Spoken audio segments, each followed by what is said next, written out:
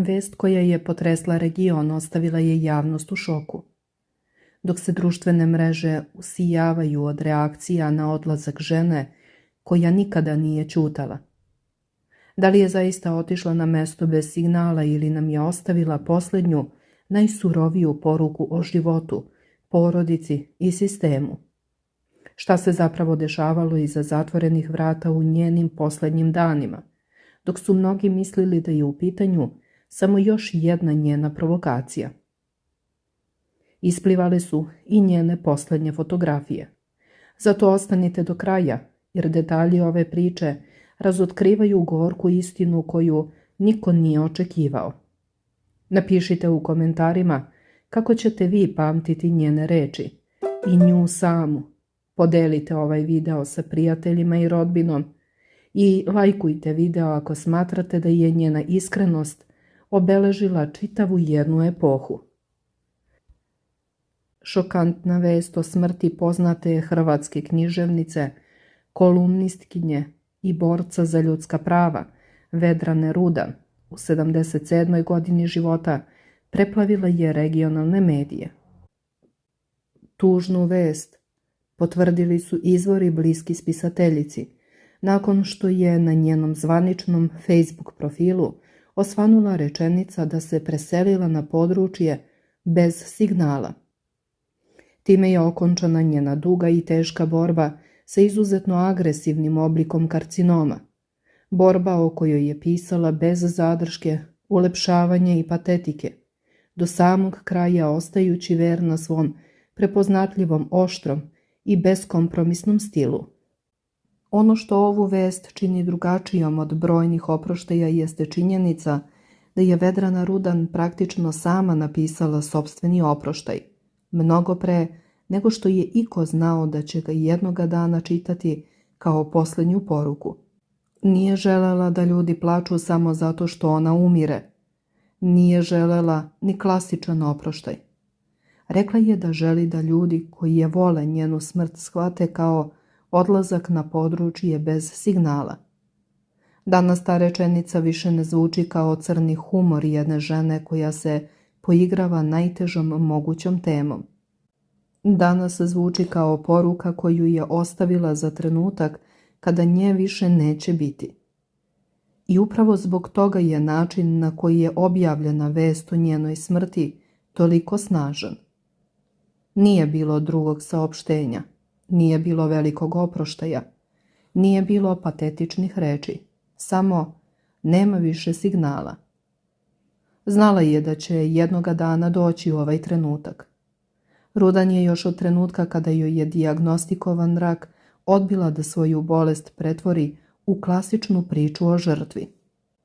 I možda upravo zato njena smrt danas toliko pogađa ljude.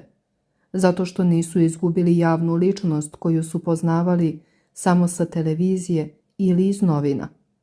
Imali su osjećaj da su posljednje 2 godine njenog života živeli zajedno sa njom. Čitali su njene zapise dok je bila bolesna, čekali nove tekstove, slušali njene rečenice o smrti, gledali kako joj bolest oduzima snagu, ali ne i potrebu da govori. A onda je jednog jutra stigla poruka da je otišla. Najjeziviji deo nije ono što je rekla o smrti, nego ono što je već pripremila. Postoji jedan detalj iz posljednjih godina njenog života koji danas dobija potpuno novu težinu. Vedrana nije govorila samo o smrti. Ona je organizovala sopstvenu sahranu.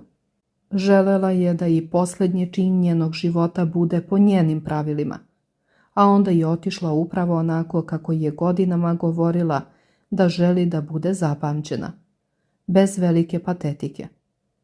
Kao neko koji je samo prešao tamo gdje više nema signala. Ne želim da umirem na rate. Možda nijedan detalj ne pokazuje koliko je Rudan bila svesna sopstvenog kraja kao njeno priznanje da je razmišljala o eutanaziji. O smrti je razmišljala praktično, kao nečemu što čovjek mora da pogleda pravo u oči.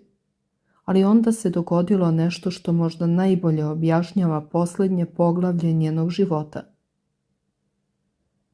U bolnici, među ljudima, Rudan je ponovo počela da veruje u ljude. Posebno su je pogodili mladi medicinski radnici. Inače, Vedrana je bila hrvatska autorka, ali njena publika odavno nije bila samo hrvatska. Čitali su je i u Srbiji i u Hrvatskoj, u Bosni i Hercegovini, Crnoj Gori i širom prostora bivše Jugoslavije. Jedni su se sa njom slagali, drugi su se ljutili, treći su je osporavali, ali malo koji je mogao da kaže da je bila neprimetna. I upravo zato njen odlazak nije ostao unutar jedne države. Za mnoge Srbe i Hrvate koji su je čitali, Rudan je bila nešto mnogo šire od nacionalne književne figure. Bila je glas generacije koja je razumela isti jezik, isti humor, iste porodične probleme i iste strahove, bez obzira sa koje strane granice dolazi. I možda je baš to njeno najveće nasleđe. Ne to što je bila hrvatska književnica, ne to što je bila poznata kolumnistkinja, već činjenica da su ljudi iz različitih sredina u njenim rečenicama prepoznavali sebe. Vedrana Rudan rođena je 29. oktobra 1949. godine u Opatiji. Tokom života bavila se najrazličitijim zanimanjima, radila kao učiteljica, turistički vodič, sladoledžija, novinarka za više hrvatskih listova i urednica na radiju. Nakon što je završila Pedagošku akademiju u Rijeci, gde je studirala, kako je sama u svom stilu navodila, srpski ili hrvatski i nemački jezik.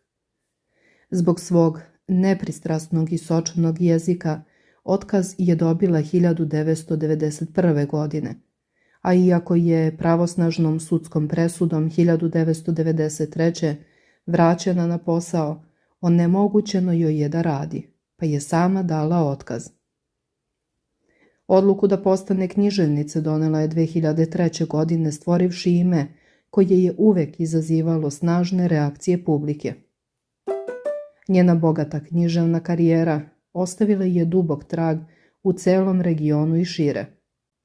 Njen celokupni život bio je obeležen borbom protiv nepravde, a otvoreno je svedočila i o teškim ličnim iskustvima poput porodičnog nasilja u prvom braku, pretvarajući sopstvenu traumu u glas podrške hiljadama žena koje su prolazile kroz slične situacije.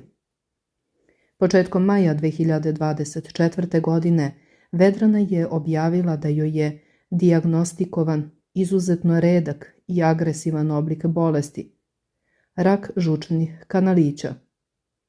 U svojim tekstovima otkrila je da nije čitala ni otpusnu listu ni internet prognoze, ali je naišla na podatak da od prvih simptoma do fatalnog ishoda često ima tek oko 3 meseca. S obzirom na to da samo 5% pacijenata ima mogućnost da ode na operaciju, istakla je da je imala sreću što je uočila bolest na vreme. Najpre se obratila privatnoj ustanovi u Svetoj Nedelji, radiohirurgiji, kako bi joj tumor spalili pre operacije, gde je kroz ironiju primetila da su joj spalili rak, ali i džep, jer nije ušla u takozvanu državnu kvotu po kojoj država pokriva troškove za određeni broj pacijenata, dok ostali moraju sami da se snalaze ili oslanjaju na pomoć prijatelja. Mediji podsjećaju i na činjenicu da je bila prva pacijentkinja u svetu na kojoj je primenjena metoda hiperbarične oksigenoterapije u lečenju komplikacija nastalih usled lečenja tumora. Sama medicinska dijagnoza, poznata u stručnoj javnosti kao holangiokarcinom, predstavlja jednu od najpodmuklijih malignih bolesti jer nastaje u diskretnim kanalićima koji odvode žuč iz jetre u žučnu kesu i creva. Bolest u najranijim fazama gotovo da ne daje nikakve simptome, zbog čega se u ogromnom broju slučajeva otkriva tek kada uznapreduje do faze u kojoj operacija više nije izvodljiva. Pacijenti se najčešće suočavaju sa pojavom žutice, teškim svravom kože, svetlom stolicom, tamnim urinom i neobjašnjivim gubitkom težine. Iako se obično javlja kod starijih od 50 godina, njen brzi progres čini lečenje izuzetno teškim, a kada se pojave metastaze, lečenje se svodi na agresivne cikluse, hemoterapije i palijativnu negu, prenose mediji. Poslednji dani autorke doneli su duboke i emotivne uvode u njenu svakodnevicu. Svesna svoje teške situacije pisala je da se nalazi u grupi onih kojima je najteže, ali da zna da joj nije najteže jer svi na kraju moraju umreti. Umjesto skrivanja iza lažne snage, otvoreno je priznala da dane provodi kod kuće, gde porodica brine o njoj, pružajući joj supu, čaj, hranu i pomoć oko higijene u krevetu. Izražavala je osjećaj sramote zbog stanja u kom se našla, dok su joj najbliži uzvraćali porukom da je ona njihova. Jedna od najupečatljivijih tema o kojima je pisala bila je organizacija sopstvene sahrane. Objasnila je da je platila čoveku da njenu urnu odveze čamcem na otvoreno more i prah prospe u dubinu, dodajući gorku opasku da su je do smrti žderala deca, a da će je nakon smrti gutati ribe, nazvavši to svojom najboljom investicijom. Sa crnim humorom je primetila da njeno dete voli orade iz rerne, koje nisu iz uzgoja, pa će tako i nakon smrti na neki način biti jestiva. Kroz reči o tome šta je sve izbjegavala i davala deci, preispitivala je odnose roditelja i dece, ističući da preterano žrtvovanje za potomstvo često vodi do razočaranja kada odrasla deca ne uzvrate pažnjom. Vedrana je detaljno opisala i težinu, pisanje i percepciju javnosti koja svaku napisanu reč autorke doživljava kao golu ispovest. Preispitivala je životne izbore, školovanje dece, loše procene, neprospavane noći i strahove koje roditelji proživljavaju dok im deca odrastaju, pitajući se zašto u pozno doba ne uživa u miru sa suprugom umjesto što strepi nad porodičnim problemima. Ipak opisala je i dirljive trenutke iz bolnice gde su je ćerka i sin posećivali na smenu. Osvežavali joj telo krpom, donosili knjige i slatkiše i pomagali joj oko svakodnevnih potreba, dok je suprug u pozadini pripremao obroke. Ti trenuci između neizmerne ljubavi, bola, mirisa mora i teške bolesti navodili su je na stalna preispitivanja i suze na terasi.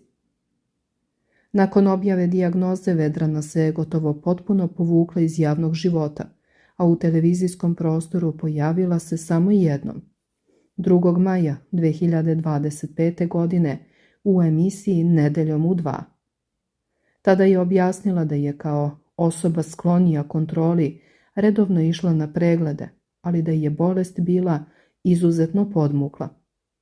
Prisjećala se reakcije svog izdavača kom je najavila da neće moći na promocije na što joj je uplaćen novac uz ironičnu opasku da izdavačima odgovara kada autor umire, jer tada tiraže raste. Otvoreno je govorila i o tome da je razmatrala eutanaziju u inostranstvu, poslala medicinske nalaze, platila članarinu i bila prihvaćena, ali je usled pogoršanja zdravstvenog stanja i molbi porodice odustala od tog puta. Tokom boravka na onkologiji potresla ju je posvećenost mlađih medicinskih radnika koji za skromne plate ulažu ogromnu energiju u spasavanje života, što joj je ulivalo nadu da dobri ljudi i dalje postoje. Priznala je da su joj boravci u bolnici postali svakodnevica i da je teška hemoterapija izazivala stalne mučnine i krize. Pred sam kraj fizička slabost ju je onemogućila da koristi tastaturu, pa je tekstove diktirala suprugu sa kojim je provela skoro 4 decenije u braku, dok je sin vodio i održavao njen zvanični sajt. Pisanje je za nju bilo jedino preostalo sredstvo borbe i znak da je još uvek živa. Mediji prenose i njena sećanje na razgovore sa lekarima u Zagrebu, koji su joj u jednom trenutku prognozirali još samo 3 meseca života. Vedrana je isticala da je takve direktnosti poštena jer daje pacijentu vreme da se organizuje i suoči sa istinom.